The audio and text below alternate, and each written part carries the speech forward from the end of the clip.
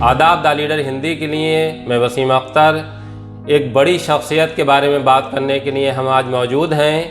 आप बुजुर्गान दीन में शुमार होते हैं। आपका नाम हज़रत वासिल शहीद उर्फ पहलवान साहब है और आपकी दरगाह नावल्टी के पास स्थित है। अगर हम उनके बारे में आपको बताएं तो उनकी शख्सियत की कई अहम बातें जो आज तक बहुत से लोगों को मालूम नहीं हैं, हम उस पर जानकारी देंगे। हज़रत वासिल शहीद साहब के बारे में बात करें तो आपने अंग्रेज़ों से लोहा लिया था, यहाँ तक कि जब एक बार डीएम से आपका मुचैटा हुआ और उन्होंने रिवाल्वर निकाला तो ये रिवाल्वर हज़रत वासिल शहीद साहब ने उनसे छीन लिया था। इसी को लेकर उनके साथ मौजूद पुलिस वाले गुस्सा हुए और गोली चला दी, जिसमें आप शहीद हुए थे और आपके बाद यहीं नावल्टी के पास दरगाह में आपको सुपुर्द खाक किया गया। हज़रत वासिल शहीद साहब का उर्स शुरू हो चुका है और दरगाह पर बहुत दूर दूर से लोगों का आना जाना हो रहा है। कई बड़े प्रोग्राम भी इस दौरान होंगे।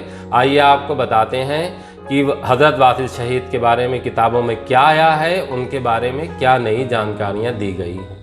बता दीजिए। ये हज़रत वासिल शहीद उर्फ पहलवान साहब का मज़ार शरीफ नावल्टी टाकीज़ के सामने है।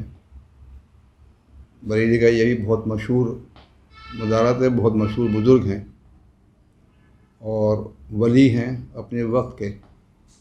और आपका ताल्लुक़ जो है वो सादात नौमहला से है। और सादात नौमहला जो थे ये हाफिज़ुल मुल्क हाफिज़ रहमत ख़ान के जब दौर हुकूमत था तो जब हाफिज़ुल मुल्क हाफिज़ रहमत ख़ान सादात किराम की बहुत ज़्यादा इज़्ज़त व तकरीम करते थे और उनकी खिदमत करना अपने लिए बाइश फ़ख्र समझते थे, गौरव की बात समझते थे। जो जब सादात को ये मालूम हुआ क़ुर्ब व जवार के और बाहर के, तो वो बहुत बड़ी तादाद में सादात जो थे वो बरेली में आकर वो घर में आकर के उन्होंने क़याम किया। और उसमें एक हाफिज़ रहमत ख़ान के पीर थे सैयद मासूम तिरमिज़ी और सैयद अहमद तिरमिज़ी। सैयद अहमद तिरमिज़ी जो थे सैयद मासूम तिरमिज़ी के वालिद साहब थे। तो ये जो शादी अहमद साहब शादी में अदब, इन दोनों के मज़ारात जो हैं मस्जिद नौमहला में हैं आज भी। तो ये शादी साहब की औलादों में हैं ये हज़रत वासिल शहीद रहमतुल्लाह ताला अलैह। और इसका पस मंज़र ये है कि ये वली कामिल थे और मारहले मुक़द्दसा में शाह आले मोहम्मद रहमतुल्लाह ताला अलैह वली कामिल में आला हज़रत के दादा पीर, उनसे बैत थे। और आपकी विलादत जो है वो 1768 के आसपास मानी जाती है। ये आला हज़रत के वालिद साहब से ये आला हज़रत के परदादा आला हज़रत के दादा पीर से ये बैत थे सैयद आले मोहम्मद रहमतुल्लाह ताला अलैह से। और तारीख़ में जो मिलता है इनकी वलादत, इनकी तारीख़ पैदाइश वो 1768 मालूम होती है। और आप भी शहीद हैं।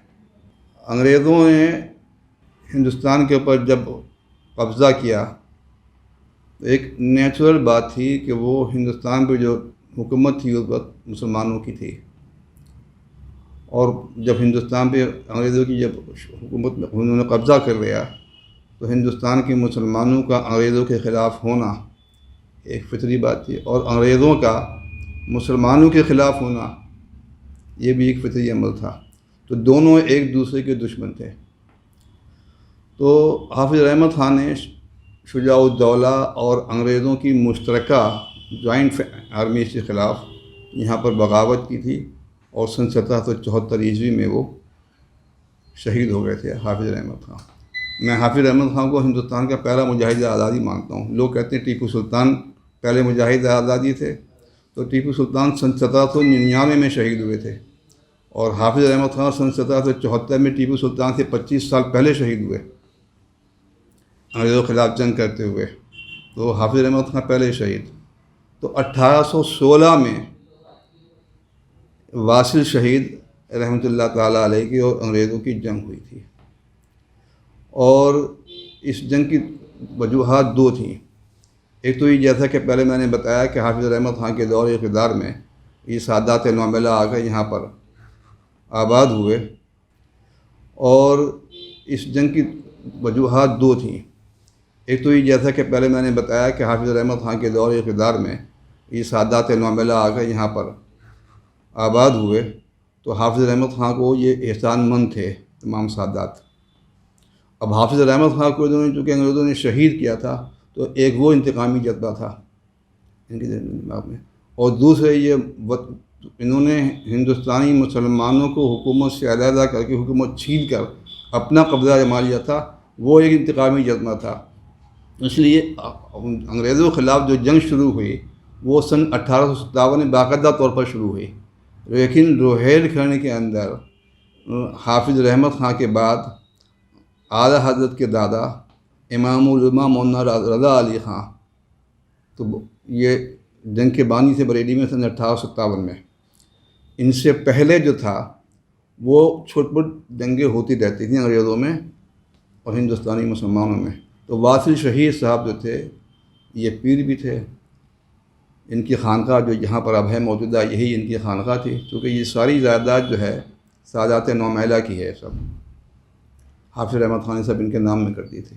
تو یہاں ان کی یہ خانقاہ تھی، اور اس خانقاہ پر بہت بڑی خانقاہ تھی. ان کی کتابیں تھیں، جو کتابیں انہوں نے تصنیف کی وہ بھی تھیں، کچھ تبرکات وغیرہ بھی تھے. تو مفتی عوض صاحب اس زمانے میں مفتی تھے روہیل کھنڈ کے، تو انہوں نے بھی انگریزوں کے خلاف اعلان جنگ کیا تھا. اور چونکہ واصل شہید کا ایک بہت بڑا دائرہ تھا مریدوں کا ان کے اور ان کے عقیدت مندوں کا، تو ان کے نے کمان سونپی تھی کہ آپ انگریزوں کے خلاف جہاد بلند کیجیے اور ان سے جنگ کیجیے.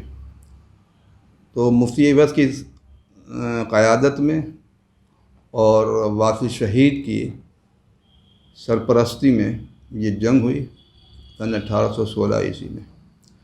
تو باقر گنج میں یہ جنگ ہوئی تھی. وہ باقر گنج میں انہوں نے جا کر کے تقریر کری تھی انگریزوں کے خلاف، اور مجاہدین کو جوش و جذبے سے بھر دیا تھا. اس میں ہندو بھی تھے، مسلمان بھی تھے، سکھ بھی تھے، سب تھے، کیونکہ ان سے سبھی لوگ بہت زیادہ عقیدت رکھتے تھے. تو انگریزوں کو بہت ہزیمت اٹھانی پڑی تھی اس میں. تو جب یہ وہاں سے واپس آئے، اس نے ان کو دیکھ کر کے ریوالور نکالا، اور ریوالور نکال کر کے کوئی مارنا چاہتا تھا. چونکہ یہ پہلوان بھی تھے، صحت و تندرستی بھی ان کی اچھی تھی، اور پیسے بازی بھی جانتے تھے، اس لیے انہوں نے جھٹکا دے کر کے فوراً ان کا بازو کاٹ کے اس کا موڑ دیا اور اس کے ہاتھ سے ریوالور چھین لیا. تو اس کلکٹر کے ساتھ میں جو پولیس تھی، ان پولیس کو بہت توہین لگی اپنی، اور انہوں نے فوراً ان کو گولی کا نشانہ بنا کر کے شہید کر دیا. یہیں پر پھر سادات نوملہ کی کوششوں سے ان کو وہیں پر دفن کیا گیا، اور پھر یہ تھا پورا ایک غیر آباد علاقہ بن گیا، پورا میدان کر دیا تھا انگریزوں نے اس کو وہاں پر. یہ ویران ویسی پڑا رہا کافی عرصے تک.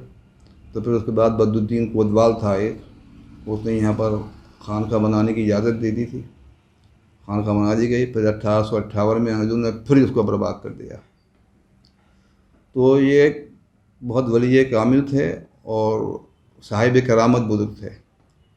اور یہاں کے بارے میں یہ مشہور ہے کہ جو بے اولاد لوگ یہاں پر آ کر کے دعا مانگتے ہیں، ان کی دعائیں قبول ہوتی ہیں اور وہ بااولاد ہو جاتے ہیں.